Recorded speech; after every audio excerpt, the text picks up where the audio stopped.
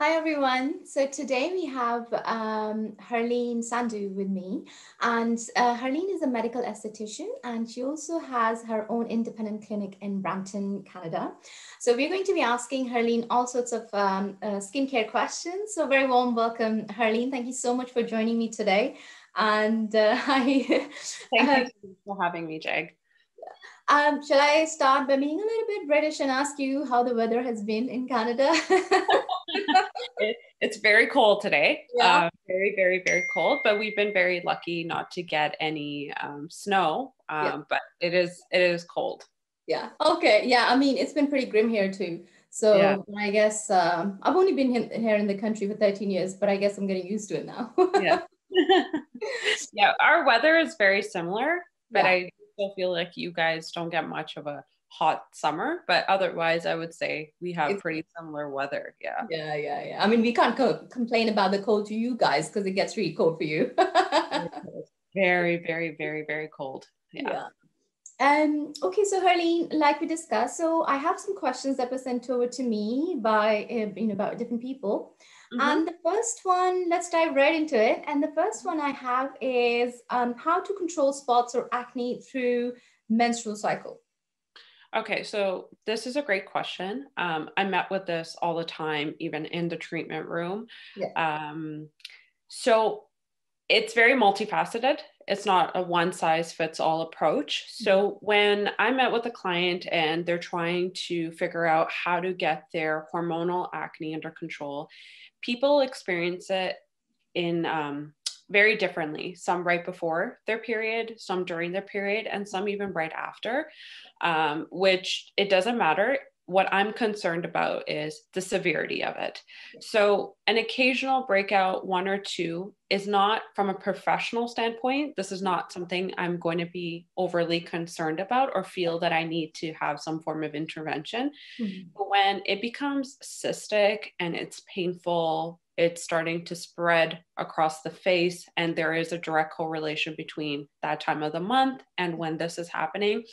That's where my approach is a little bit more natural in the sense of I'm a firm believer that naturopathic doctors can really play a great role when trying to figure out how to regulate these kind of concerns. So that's usually when I advise a client to have a meeting with the naturopathic doctor, have her hormones assessed, figure out what's going on. Because severe acne around that time is most of the time an indication of a hormone imbalance. Because one or two little normal pimples in comparison to really having it spread all over the place. And I've had clients tell me that their face physically hurts at times. And this is not normal. And that's when I kind of feel that intervention is good, because they will be able to really understand how your androgens, your estrogen, your progesterone, everything is going. Unfortunately, sometimes many people don't even know that they have PCOS. They don't realize that they're very dominant in one hormone versus the other. Usually signs I look for is irregular periods or painful periods or anything like that. But besides a naturopathic approach, what I try to tell clients is don't skip your morning and evening skincare routine. This is something you don't want to compromise. A number one mistake I feel is people really gravitate towards acne products during that time. I'm not a big fan of acne products. I always tell clients, nourish your skin, soothe your skin, hydrate your skin. It doesn't matter if we're dealing with acne, scarring, preventative care, which is like fine lines and wrinkles and pigmentation, or just overall trying to improve the integrity of our skin. My approach has always been soothe, calm, and hydrate. That it has worked for me. It's worked with my patients. I've seen a lot of success with that. I'm not a big fan of acne products, and I know women gravitate towards that to treat that hormonal acne.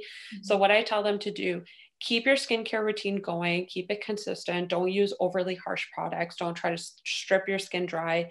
Avoid picking at all costs. Being aware of your diet around that time too. I know we gravitate towards certain foods because we get those we get that sweet tooth, we get a salty tooth. It's usually when we like to kind of eat bad. I tell clients, you are what you eat. If you spike your sugar, you spike your salt. This is all going to reflect on your face too. Have a more nutritional meal, get those antioxidants up, take care of your skin, really rest. But again, if it is that severe cystic acne, I always say, try to speak to your doctor, a naturopathic doctor preferably. I know traditional Western medicine, we like to just get clients onto birth control. I'm not a doctor. I'm not advising anyone this. This is not medical advice, but I prefer not to. I'd like to figure out what's going on. I feel it is a really big Band-Aid solution. And last but not least, please do not pick your skin. I know it's very easy. We get our fingers all up in places that they just shouldn't be. And we're creating scarring that will last a lot longer and possibly spreading more bacteria. So I would just say, stick to your skincare routine, really focus on what you're eating during that time. If it's something that is getting out of control, looking for that professional advice through a naturopathic doctor, getting a hormone panel test done, or getting anything other tests that that they may feel after doing your consultation that you could benefit from. And really just getting in touch with a skincare specialist too in your area and doing your research and avoiding those harsh products. I would say this would be my go-to advice for hormonal acne during that time of the month. Yeah, and you're so right when you said that a lot of people are not even aware that they actually have PCOS, and I have had my own experience. So I've spent a lot of time in India, and I was born there, and I spent like 24 odd years in India, and I had that issue right from the beginning. And there were so many things that were thrown at me, well, antibiotics, this and that, but nobody actually figured that it was polycystic ovarian syndrome, so PCOS. And that's only when I came here. And even then, we get prescribed so many harsh medications, like there's retinol, oral retinol, or there is pills, for example. And pills, obviously, you have to be careful, you can't always use them. So, I think that's really important what you said, as much as possible going the naturopathic way and just finding a solution which is not so harming to the body. So so the next one, Herleen, I actually received this question just before we, started speaking. So from an 18 years old who has had acne, and she's been able to deal with the acne, but it's the acne scarring that's there, like pigmentation in this scarring. What's the best way do you think it is to deal with it? Okay, so this is a great question. It's great that she is 18 because sometimes it gets a little bit challenging when the patient is a little bit younger because I don't like the term baby skin, but we still have to be a little bit more careful. But for someone that's 18 and she's just gone through a period of breaking out and now she's left with PIH, which is post-inflammatory hyperpigmentation, which is a scarring. I'm not too sure if it's a mixture of both the pigment and the pitted scarring. Whatever advice I'm going to give can help treat both. So depending on what this client has, I prefer to start a person of that age with those skin concerns with a good skincare routine. Again, a very, very, very, very low percentage of retinol. I wouldn't do something that I would recommend for maybe a 25-year-old. We have to be careful not to kind of damage and irritate the skin. Professional skincare now, in comparison to buying a prescription retinoid, are very different. I feel they're more comforting. They have less of the negative side effects, and they provide just as much, if not better, results with the skin. So I would recommend getting a retinol. There are a lot of wonderful, wonderful, amazing professional skincare brands out there that can help. My personal favorite is the PCA retinol treatment for sensitive skin. It's a great start to retinol. It's a great introduction that will help with brightening up her skin, preventing future breakouts, increasing that cell turnover so that pigmentation lightens up a lot quicker. But anyone using retinol already, you should be using sunscreen, but you have to be very, very careful when you do have a retinol. It does create a sun sensitivity. So please ensure that she is using sunscreen. I tell that to all my patients with any pigment related issues as well. Sunscreen is not compromisable. You have to make sure you're wearing it. The sun is breaking down collagen and creating more pigmentation every time we go outside. exposed. So sunscreen, retinol, really bringing hydration back into the skin. So there's a lot of studies that are coming out now with the benefits of keeping your skin hydrated when treating pigmentation. It shows that it heals and lightens a lot faster versus a client who is keeping their skin constantly dry.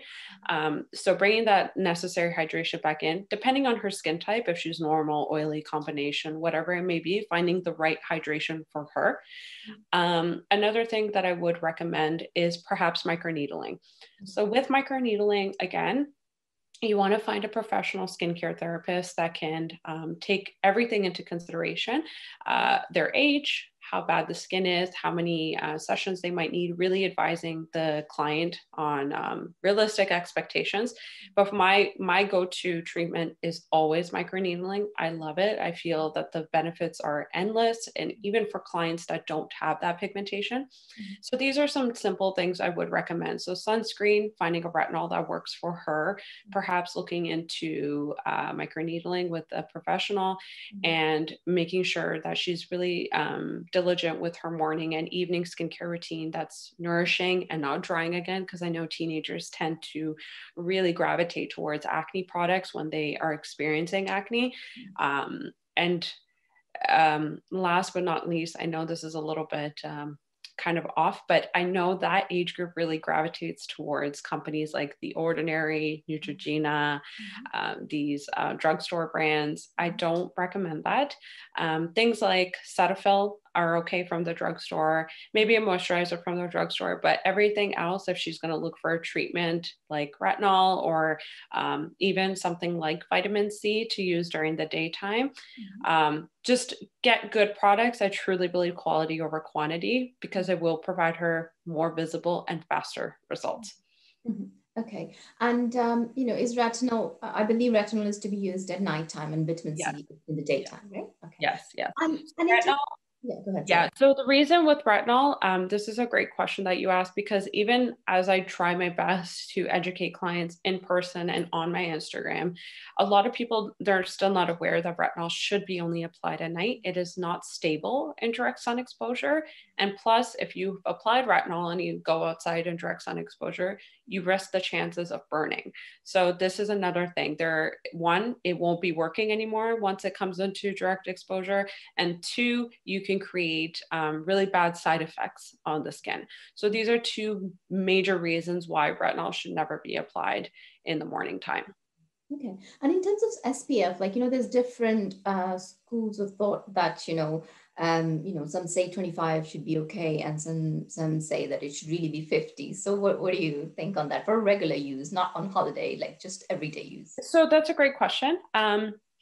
Now, it's been shown all different skin types burn differently in the sun. It doesn't mean that someone who's African American and someone who's Caucasian, that just because they're Caucasian, they will burn worse. It's just how the burning appears is different for every ethnicity. We should be applying sunscreen all around the year. So for your question, because I know when we're vacationing, we're in more sun exposure than we are maybe in a normal 9 to 5, working our Monday to Friday, we're not in that much sun. I think 30 is a great number to work with. And a lot of people don't really know what the number stands for. The number stands for how much time you pretty much have. So generally, the rule of thumb is after 2 hours of being in sun exposure, you should reapply. That number indicates that after the 2 hours have elapsed, so let's make up the number 30 for now. Within 30 minutes after 2 hours, you will start to burn if you're not applying it. So I know there's a lot of confusion. People go, well, I'm applying SPF 100. I'm better than the person that's applying SPF 15. No, it's just you get extra 100 minutes. I'm getting an extra 15. It really depends on your lifestyle. Everyone is different. I know clients that are like, listen, I drive in direct sun exposure for 45 minutes just to get to the office. That to me is enough time that you should be protected. So 30 has always been a number I'm okay with. I feel like it's a nice little number in between. I know people can get 15 through their makeup or other sunscreens. It really just, it's figuring out what works for your lifestyle, and really, best how much time you're spending in the sun. Now with COVID, obviously there are people working from home. And again, this question can break off even more. I ask, are you working right by a window or are you in a dark room? This is something we have to take into consideration, because from if 9 to 5, you're just sitting by a window. And I know personally for my husband, he needed the sun, he needed the window, because otherwise he didn't feel good while working. I said, you need to have sunscreen on, because it's still hitting your face and it's actually worse when it comes through the window. So it's about finding that balance with your lifestyle. Everyone is different, but this is something, again, a skin specialist will take into consideration by listening to you, understanding your lifestyle, and seeing what works best for you. Because everyone is different. I've noticed some people, they want it as a makeup, they want it to be liquid, they want it to be in their moisturizer. SPF breaks off again. Some people are very athletic. They like going for their jogs. They need something that's waterproof. So it's finding that. But to answer your question, I like just 30. I'm okay with 30 is fine. Okay, great. Thank you, Herleen. So I got another question, which was about how to get rid of marks on legs. So I'm guessing it's just kind of a marks or pigmentation. Absolutely. So it's very interesting. People complain all the time that the scarring and pigmentation on their body does not fade as quickly as on their face. The reason being why our entire body, the skin is different. And for some reason, the skin around our, let's just take, for example, we're discussing the legs is obviously a lot thicker. And it's different from our face that's being regularly exfoliated with products. And just imagine the amount of time and energy that goes into our face in comparison to the rest of our body. Yeah. So my first thing is finding a gentle exfoliator that works for you. Don't find anything that's too grainy and too harsh. I feel that they create irritation sometimes, and really depending on the type of scarring this client has gone through. I am giving a very vague skeleton kind of answer, but exfoliating 2 to 3 times a week gently will help. This will boost the cell turnover, remove any dead skin that's building up on top of the hyperpigmentation. If they are going to be stepping out and they will have that area exposed to the sun, finding a really good SPF for their body to prevent future darkening of that pigmentation, because the sun will honestly take you 5 steps back. I've seen clients that have gone through that. They've controlled their pigmentation, and one day in the sun and too much fun in the sun has taken them 10 steps back just because they didn't wear sunscreen that day. And mind you, everyone, again, is very different when it comes to pigmentation in the sun. And last but not least, now companies have really recognized the demand for body products. Clients want to maintain their whole body. They want their skin to be even. They want it to look healthy. They want it to look glowy. I have personally seen a huge surge. So I've been doing this for a little over 4 years now. Within the last 2 years, a lot of patients and clients and people who I'm meeting with are asking, Herleen, how do I even out the skin tone on my body? And I've seen that this demand has gone up. It's finding ingredients like glycolic acid, vitamin C, niacinamide. These are my go-to ingredients when I'm asking clients to find something. This is not paid. I don't get anything out of it, but I personally have heard great things about the brand Ren, R-E-N. You can purchase this from Sephora. They have created some products for body pigmentation to help with evening out the skin tone, helping with actually accelerating the cell turnover. But I want to tell clients, please set realistic expectations, because body pigmentation can take double or triple the amount of time to kind of lighten and sometimes even diminish in comparison to our face. So just exfoliate, protect your skin from the sun. Using brightening products that have been formulated for the body would be a great start for pigmentation on the body. Yeah, I think that is an interesting one. And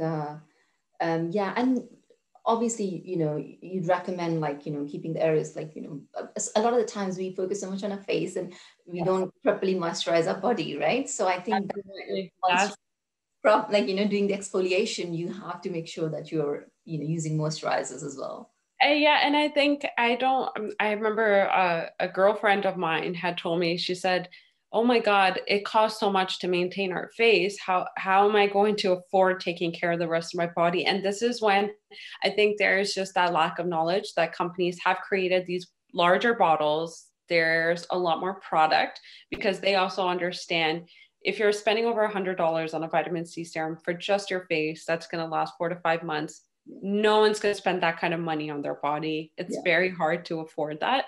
So I feel now companies are listening to what customers are asking for.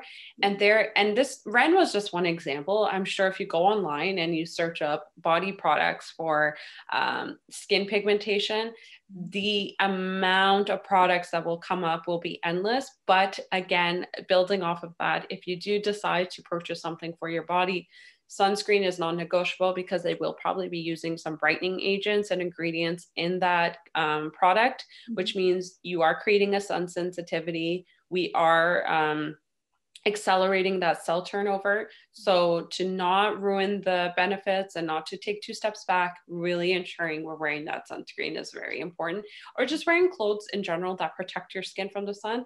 I have clients that are allergic to the sun altogether, and they have found clothes that they can wear that actually will protect them from the sun. So these are just some very simple, easy things you can do, just depending how crazy you really want to get with it. Yeah, sure. Thank you. So now I have another question, which is to do with, do we need to involve retinol, vitamin C, glycolic acid, salicylic acid, and niacinamide in our daily skincare routine? So this is something we're talking about like every day. And if that's the case, like what is the correct order to use them?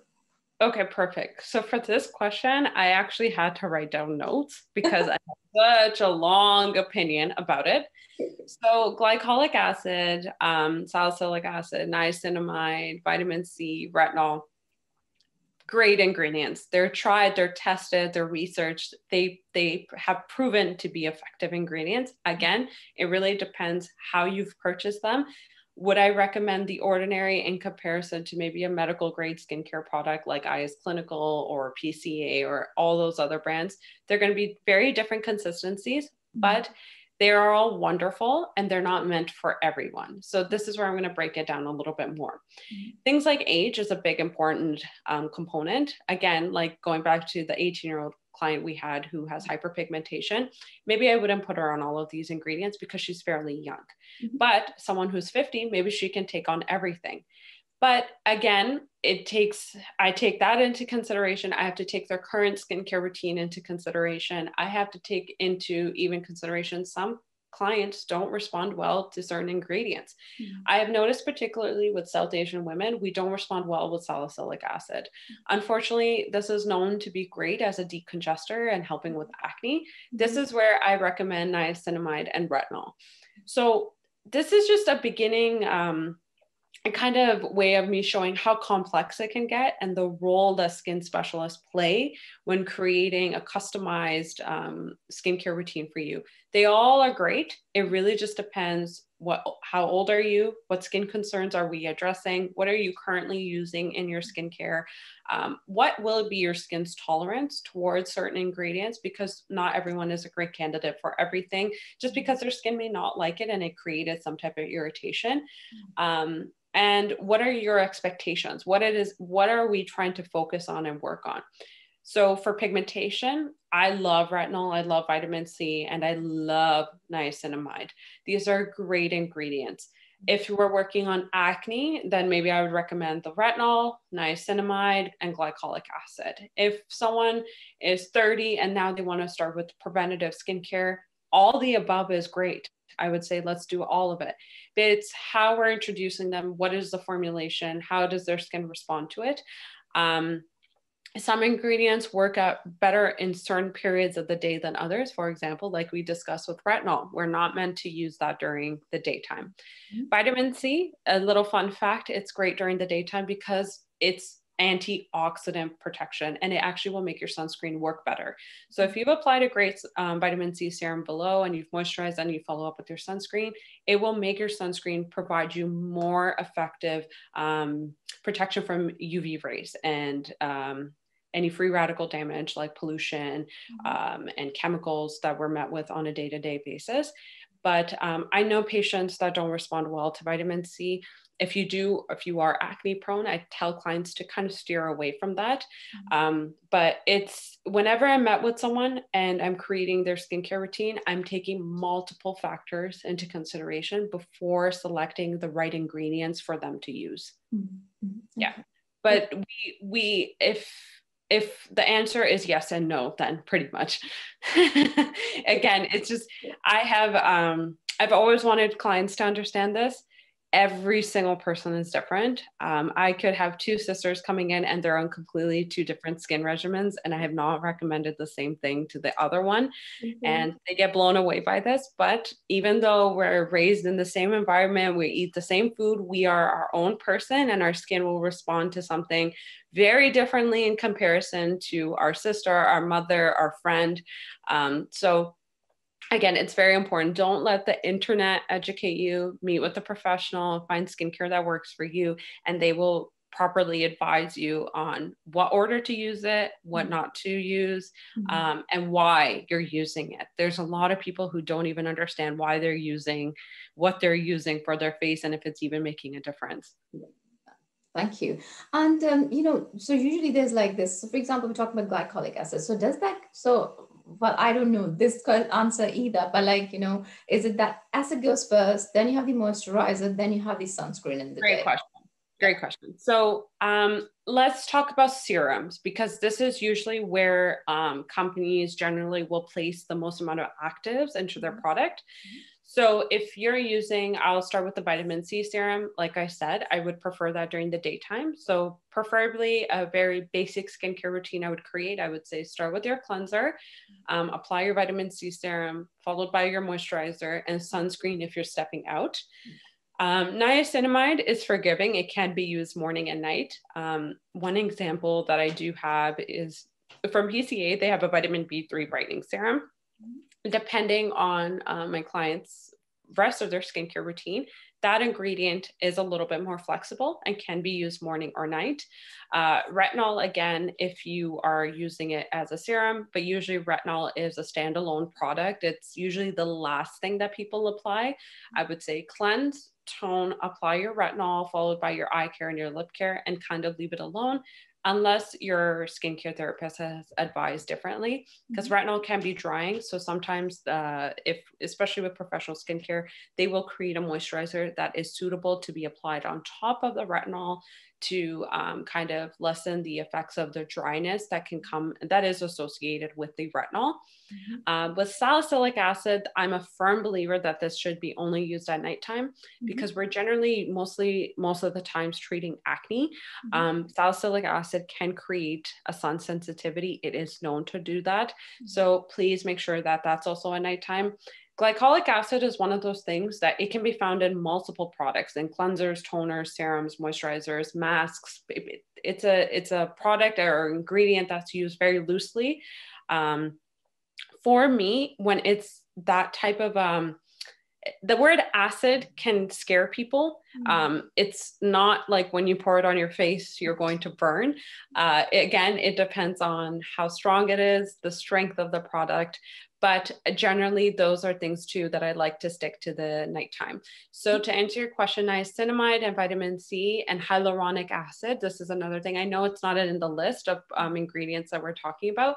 I like keeping those during the daytime. Your salicylics, your glycolics, your retinols, all those other ingredients, I like keeping them at nighttime. We haven't discussed the lactic acid. Lactic acid is also one of those things that is a little bit more forgiving in the family of acids.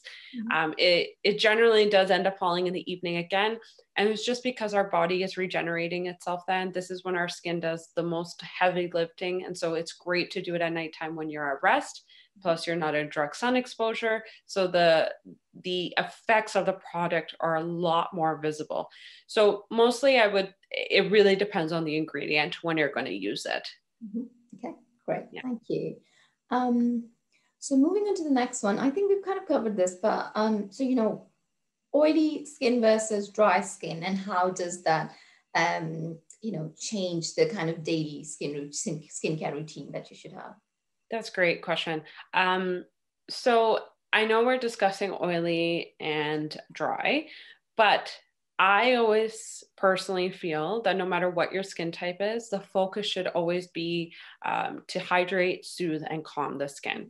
So generally, everyone will be following the same steps. It's just your products may look a little bit differently. So for example, I like a basic routine where I want to focus on a cleanser, have a treatment serum, moisturizer, and sunscreen. All these products could vary depending on your skin type, but I don't like stripping oily skin types because oily skin types can also be dry at the same time. And this is something that a lot of people are not even aware of. So we don't want to strip it. We still want to add moisture back in so our own body doesn't go into overdrive to compensate for the lack of oil when we're stripping it all the time. In the evening is where I like focusing on double cleansing. A lot of people don't understand the concept of double cleansing. It seems to have exploded, especially during the time of COVID, when everyone was doing their skincare, and double cleansing was everywhere because of acne. So in very simple terms, double cleansing, this is again where it will reflect what skin concerns you have. But I always tell clients, start with an oil cleanser that works for you. What that is doing, it's taking the day off. So if you wore sunscreen, you wore makeup, you worked out, you did anything, it's going to take that all off. Your second cleanser will be your treatment cleanser that is taking your skin concerns into consideration. So maybe an oily skin type can take a little bit more foam in their face wash, whereas a dry skin type may be looking for something a little bit more milky. So their cleansers will look very different because they're treating their skin type. So you go into your cleanser, you're done your double cleanse. You want to tone, again, you want to apply a treatment product in the evening. So that's usually your serum, followed by some type of night cream or moisturizer. Eyes and lips, people neglect all the time. And I tell them this is because the skin is so thin in these areas, please make sure you're taking care of them. They will show age if the rest of your skin looks great, but those fine lines, the cracked chapped lips are coming in. It takes away from all the hard work that we've done with the face. So that's the major difference between an oily and dry skin type. It's what products are they using? They both will be hydrating. Maybe their form of hydration will be very different, but it will be to bring back that moisture. Because if you're too dry, you're too oily, that means there is an imbalance with the pH levels, and we have to bring them back into the middle to kind of balance their skin out. Because it is a sign of an imbalance in the skin. So that would be my major difference. The skincare steps would be generally the same. It would just be really making sure we're focusing the right products to help alleviate their skin type concerns. Yeah, I think there's one thing very, very, important that kind of I can relate to is that, when you have acne prone skin, you just tend to think that it's oily, it's oily skin, but it's actually, I'm talking about myself. So for the longest time was thinking my skin is so oily. I need to, keep it dry. But then the more I studied and researched about it, I realized that because, once it's dry, actually it's combination, it's oily, but it's combination because it can get really dry as well. And that's when it's super dry is when, acne can actually aggravate because, we just like the oil glands go crazy thinking what is going on. And I think, that's really important. People don't realize that how important to moisturize it is It's really interesting that you say that. So even when I started My Skin Balance, I wanted to help all skin concerns.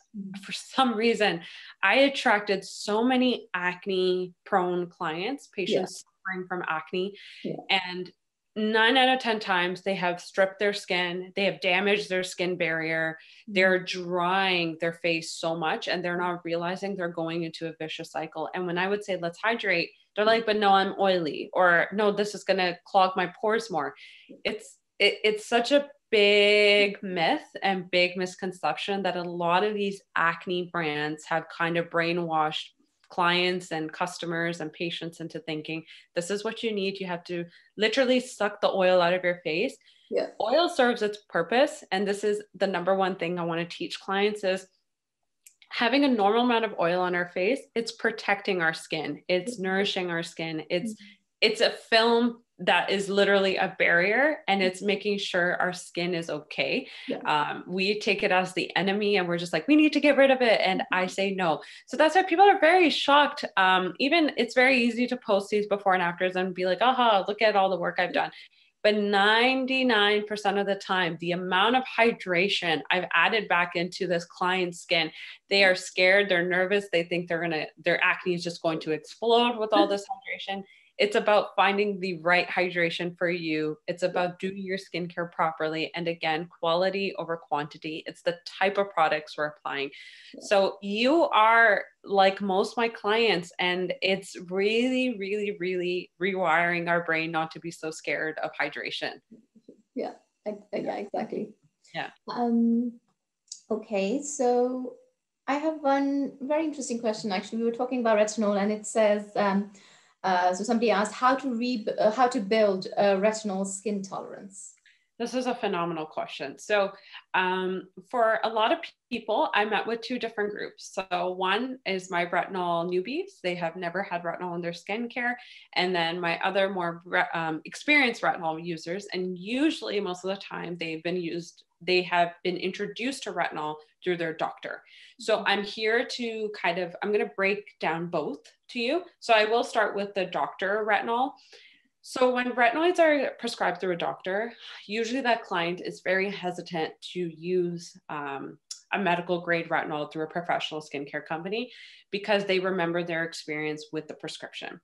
I know prescriptions will really dry your skin out, sometimes create redness. It can almost crack your face to a certain extent. I've seen some unfortunately really bad things happen with those times. I don't think it's the prescription. I think sometimes doctors are just not taking the time to educate patients on how to use their retinoid properly. I like them. I still use them sometimes, not all the time, because I feel that professional retinoids are okay. But when you're getting it prescribed, they're very strong. They're usually more than a 1%. And that can leave a really negative opinion about retinoids, and people are hesitant to get back into it. And then for my newbies, they also are scared. They've heard so many things about it makes your skin thin, it will do this, it will do that, which is not true. So for both situations, even if you are used to using a retinoid through your doctor or you're being introduced to it for the first time, I'm a true believer in slowly and easy wins the race. So retinol, for the most part, companies will start at 0.25, 0.5, and then a 1.0. These are all different levels of strength. I want to describe it in a way that's very simple and easy to understand without getting too technical and scientific. For clients, I will always say, no matter what your age, start at a 2.5. Generally, those products can last for about 6 months. And then I assess. So even if I'm meeting the person that's used to it and the person who's not, I say, let's do it only every other day, maximum 2 to 3 times a week. We'll apply it in the evening time. Start with this lower percentage. And it does not mean that you cannot reap the benefits of the retinol. You can, because you do have to build a tolerance. It is such a thing, and it should be respected and followed through. Sometimes I do get clients that are like, my skin doesn't feel any type of tingling. I'm not feeling anything. Let's go higher. Let's go higher. And I said, no, there's a process to everything. You wouldn't go to the gym for the first day and train like an Olympic athlete. No, right? We have to, even if you're building up that strength, continue with it at a good, realistic pace without crashing and hurting yourself. Same thing goes for retinol. So then eventually your skin specialist will be guiding you and assessing what's going on. And that's when they will decide if it's time to go up or if we should stay where we are. Because I do still have clients who I've introduced retinol to. It's been more than a year. They're still very much reaping the benefits of it, even though it is a low percentage. They're happy with only applying it 2 to 3 times a week. Their skin concerns are being addressed, and they have no need to go up higher. It really depends on what your skin is saying. And I'm always listening to my patient's skin. I don't listen to them. I listen to what I'm seeing, what I'm looking at. That is my true indicator of should we go up or should we go down? Yeah. So professional retinols do come in that formulation. So 0.25, 0.5, and 1. It's really your age, your skin concerns, your skin type. That's what will really ultimately decide how many times you're going to use it and where to start from. But don't go into every day. Don't look for the strongest strength because we feel that I want that really strong strength. I'm going to get faster results. No, there's a real reason why they've been created in those type of formulations. There's a reason. Yeah. And in terms of the brands that you can buy, you mentioned PCA, and like some of the brands, they do retinol creams and stuff, but you can never tell how much is in there, right? So I was wondering if you can talk about some brands like that you can get without a prescription, so which still have like good percentage. Great question. So I believe in the UK, they have almost every brand, if not more. I know skincare is very huge for you guys as well. So there's so many brands that have retinol in them. PCA Skin will be one. IS Clinical, also their most famous product is their active serum, which does also have retinol in it, but it's formulated with multiple active ingredients in it. There is Skin Medica. There is Skin Suticals is another very recognizable brand. There is also Ubaji. There is Illyria. There's a lot of professional skincare brands that will. Not all of them will list the percentage right on top of it. That's where the provider will let you know. These brands will only be available by professionals. Usually you have to purchase it through a professional. They don't require appointments. It's usually inside of a med spa. You can go in, you can let them know that this is something you're interested in. They should do a good consultation to get to know your skin better. And then they can recommend the proper retinol product for you accordingly. You don't only have to go through your doctor. This was something that it still continues, but in the beginning, retinol was predominantly being prescribed to acneic patients through doctors. So they were applying it as a topical gel or cream, whatever formulation it was in. But there's multiple brands out there. They're good brands. They're very ethical brands. They have great formulations. It's about finding a local company near you, a med spa, and then they can guide you accordingly on how to find the right product. Right. That's great. And now we come to, So another question that I found very interesting was, is natural skincare the best for you? So what would you say about that? So natural skincare, this is a very interesting question. So I am a little bit biased, but I know it's always good to also understand the other side. Yeah. So for one, there's no such thing as natural skincare. And I'll explain why. There's chemicals in everything. Most skincare companies that claim to be natural, even their packaging has chemicals in it, whether it's coming in a glass jar, a tube, whatever it may be. There's no such formulation. Obviously, if you're doing a DIY mask at home, you use turmeric, honey, avocado, whatever you're applying, I can say that's natural. But for the most part, when you are purchasing natural skincare, they cannot 100% guarantee that it is. This is another issue. There's a lot of regulations and things around there. There's loopholes. People do get around it because I've had clients show me bottles that say it's 100% natural. I truly do believe they serve their purpose in some situations, and I'll explain why. Maybe someone that's very young, 18 and under, would I want to have them using medical grade skincare right off the bat? Maybe not.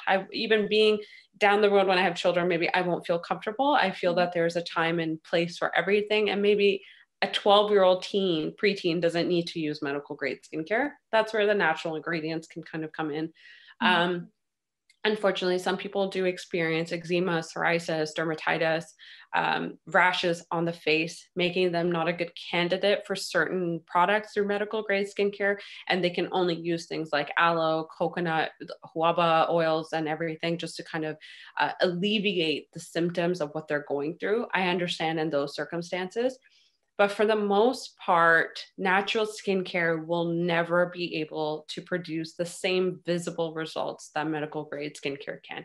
It really just isn't possible. And now with how much technology and research is being done and how long certain ingredients have been tried and tested, I really don't see the purpose for it. I truly don't. I am biased because I have truly seen the benefits out of professional skincare. I can see how it can change a person's skin. So I don't think you can get the same results. But another place that they're great is maybe the body. I'm a big component of using coconut oil on my body. I don't mind it. I don't need a very expensive body cream for that, for the rest of my body. So it serves its purpose, I understand, but I don't think it's going to get you the same results. There really, truly is no way. I'd be shocked if natural skincare could do the same thing that these large companies have put so much money into researching certain formulations, and then just like rosehip oil is producing the same results. I don't think so. Yeah, and also I think it kind of depends on the regulation in that space as well. So if we have, like, for example, professional skincare, there's like, regulated, and it's got, you have to go, do certain trials and kind of go do the studies to bring up the Absolutely. results, the data, which is Mhm. exactly, I think there is like you mentioned, there's loopholes in the natural skincare bit where, you Yep. do not have to present that much data or like, do those studies. So I think, yeah, I mean, some people probably find it useful. It probably works for some people. But yeah, I see where you're coming from. So I see your point. Exactly. And some people generally they don't respond well to professional skincare. It's Yeah, too irritating yeah, for them. yeah. I truly understand there is a place for natural skincare, but for a normal person with very visible Mhm. uh, issues with their skin, it wouldn't be my first go-to Okay. option. Okay. Cool. So the next question we have is how to prepare skin for exercise and what to do right after training. So is it better to remove the skin care products and reapply after training? Even if you're doing just a stretching session, which is like non-sweaty. Yes. So this is a phenomenal question. This is a great question, and I am met with this on a very regular basis. Yeah. So this will be a little bit of a long answer, and it's because there's so many Yeah. little components to it. So for example, if you're someone who likes to work out in the morning, and this will break off a little bit more, I need to know, do you work out in the morning and go straight to work from the gym? Or are you someone that works out really early, but you still make your way at home? And my answers will be very different for both. So if you're going straight to the gym and you know you're going to go to work after or you have to come home, what I tell clients is keep it simple right before you go to the gym. Maybe just brush your teeth, save your skincare for right after, and then do your makeup and whatever and start your day. If you're someone that is doing it in the evening time, you're coming home from work or you're leaving your home, whatever your personal situation may be, I tell clients get your workout over with and then finish your skincare routine after. Because what ends up happening is, and I've seen clients do this, they will do their full skincare routine beforehand. They will go to the gym, they will sweat, they will come home or they want to get ready for work, and then they are washing their face again. What's happening is we're over washing because most of the time we're going to come home and we're doing our skincare routine again. This is too much. This can go into 3 times in a day. You have washed your face, and there is such thing as overwashing, and we don't want to do that. You can lead to getting dryness and irritation, and we don't want that. So I tell clients it really depends. When are you going? How do you work out? Obviously now we are finding ways to work out from home. So if you're working out from home, save it at a time where you can then do it afterwards. It gets a little tricky when it's midday. So a lot of people sometimes they work out during lunch. I know personally of some friends and family that do that. That's when they get their workout in, especially when they are working out at home and gyms are closed because of COVID and people are trying to be very creative on how they're getting their body moving. It does get a little bit tricky there. So that's why I try to push clients either figure it out for the morning or do it in the evening and always do it afterwards. Sweat is not your enemy. What your enemy is if you, for example, you worked out in the morning, you did your skincare routine before, and then you left your skin unattended, you didn't do it at nighttime, and you're doing this for weeks on end. Then there's going to be an accumulation of oil and dirt because we are secreting, we do touch our face, we are sweating. You want to make sure you're following a good skincare routine. So if you're someone that exercises, you do your morning and you do your evening routine, that accumulation won't happen. I get very concerned for people who work out with makeup on, or if they are working out and they did their routine before or after, it doesn't really matter, but then they do nothing afterwards. An accumulation of dead skin cells, that sweat, that oil, everything can start to build up. And that's when we get the blackheads, we get the whiteheads, sometimes the occasional breakout. But sweat is not your enemy. It's good. It's just how are you taking care of your skin? Because I've had clients carry their cleanser with them to the gym. It's in their gym bag. They wash their face right after. They're like, I did my skincare before the gym and I'm going to wash my face after and I'm quickly going to apply moisturizer. And I'm like, are you planning on doing your routine again in the evening? And they're like, yep. I'm like, that's too much. So it's really figuring it out. I know it's a lot of planning, but I don't want someone to fall into either extreme. One, just not doing it at all, or two, overdoing it, because that can create problems in itself. Hmm. And what if you say, let's say that you've got makeup on and then you want to go to the gym. So then you have to wash your face, right? Absolutely. I cringe when I'm in the gym and I see a woman with a full set of makeup. I want to talk to her and it's like, what are you doing to your face? Do you understand? It's okay now, but after doing this for a certain period of time over and over and over and over again, you're going to create a lot of congestion, if not have an explosive acne breakout. And this is usually what ends up happening. Unfortunately, I've noticed, and a lot of people don't know this, whey protein is known to create and cause acne. So a lot of women who really enjoy working out, and exercise is phenomenal for the skin, but if they're working out, they're doing a lot of the weight training and they're taking the protein shakes and they're wearing makeup, they're usually wearing makeup to cover up acne that they don't want anyone to see them with in the gym. And they enter this very vicious cycle. And it's so sad. I see it all the time. But if you are coming after work and you did have your makeup on, please do your skincare. It's fine. At that point, if you're going home and you do have that sweat on your face, I would say just do a very gentle cleanse and moisturizer. Don't make it too extreme. Don't go crazy with it, but try to figure out a way to work out in a way that you're not washing your face multiple times a day. Okay. Okay. So if you're going in the morning, basically just go, don't put anything, like just go get it done and then put your routine. Absolutely. If you've got makeup on. So if you've got makeup on, you're going in the evening, just remove that, do it, and then put your your skin. Exactly.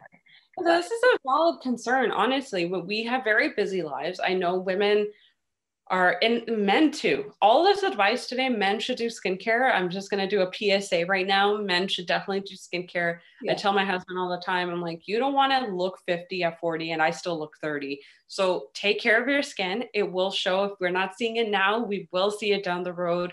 I've seen it happen time and time again. You know, the husband did not apply moisturizer or sunscreen once in his whole life, but his wife is looking visibly younger than him, and you know exactly who did the skincare and who didn't do their skincare. So men need skincare too. But going back to it, I know life is very busy, full-time jobs, moms, careers, personal life, exercising. It's a lot, and it's just really managing and scheduling and making sure you're taking care of your skin in the process. Because exercise, I truly believe it creates massive changes in the skin just with the circulation alone. I can tell when someone's not working out and taking care of themselves. It really does reflect in the face. Yeah. Okay. And one last question, Herleen. So, women with PCOS, for example, their skincare routine, and also let's say a woman has PCOS and she's trying to conceive. So, products like retinol are out, they can't take a pill. So what do you suggest for someone who's got this? Yeah, great question. So this will actually sound a lot like my first answer. I would say one, there are still pregnancy or because the issue is when someone is trying to conceive and then they have PCOS, a lot of the times for a few weeks, we don't even know that we're pregnant. Yeah. So clients are kind of scared to do certain things because they don't want to risk using retinol or doing certain skincare treatments while they are pregnant. Yeah. But I want you to know a lot of research has been done now to create pregnancy safe skincare and treatments. So one, I would say, find a skincare specialist that understands your entire history. Let them know that I am trying to conceive. This is something that is being planned. I do have PCOS. I do have this hormonal issue, hence why I'm going through these skincare products. I would continue with the skincare, having a skincare routine made for you. I would continue doing treatments in between that are pregnancy safe. And there are many that are now. And then meeting a naturopathic doctor to help alleviate. So I know a lot of the times that there's many things we can't do. For example, obviously we're not going to take birth control, but what I'm trying to say is I know evening primrose oil, these kind of supplements can help alleviate those symptoms. So it's finding a naturopathic doctor that understands you again and explaining what you're going through, what your goals are that you're trying to conceive, and bringing everything together, making them work in harmony with one another. There are solutions. Again, I tell patients this too sometimes. it does sometimes get bad before it gets good. I recently had the opportunity to meet a client through a virtual consultation who, even though she's not trying to conceive, but she was meeting me to figure out her skin, but she was under the guidance of a naturopathic doctor to alleviate her PCOS and get that all under control through dietary changes and supplements. And we both actually ended up telling her that as we are trying to help you with this, it may get worse before your skin calms down. And this can happen in the process. I don't want this to discourage anyone. It is very possible. We call it purging, but this is just your body being like, oh, okay, now we're going to fix ourselves. So it gets bad, it spikes, and then it comes down. This will not happen for everyone, but I just don't want this. This is usually the point where I feel like people, they get discouraged and they kind of fall off because they're like, it's not working. I don't want to do it. It's getting bad. And acne brings out the worst in people. It really does affect our self-esteem. So it's really finding the right professional care from you, from your skin specialist to your naturopathic doctor. And even some general doctors are also great too. They don't always enforce medication and pills and whatever. Working alongside with them too, they can also recommend some really great supplements and lifestyle changes to help you during that process. Yeah, great. Well, thank you so much, Herleen. I think it's been a great session and I've learned so much personally. I'm so excited to, put this out there and publish the videos for everybody to see. So thank you so much for your time. I'm so sure, I would personally love to have another follow-up, another talk with you because there's so Absolutely. Absolutely. I think it's great. I really want to help South Asian women, particularly with their skin. It's something I feel very close to in my heart. I never felt that women of color were really addressed with skincare. It was very, unfortunately, white dominant skincare. So I'd love to discuss further if you ever want to have me again. If you have any other questions, feel free. And yeah, it was a pleasure. I hope this helps someone that listens in. That is the aim. Thank you so much, Herleen. Really, really lovely to have you today. And yeah, thank you so much for your help. I can't wait to, put this out there and I will, we'll take any more questions that come through. Then we'll probably have another follow-up. Perfect. Thank you. Take care. Bye. Bye.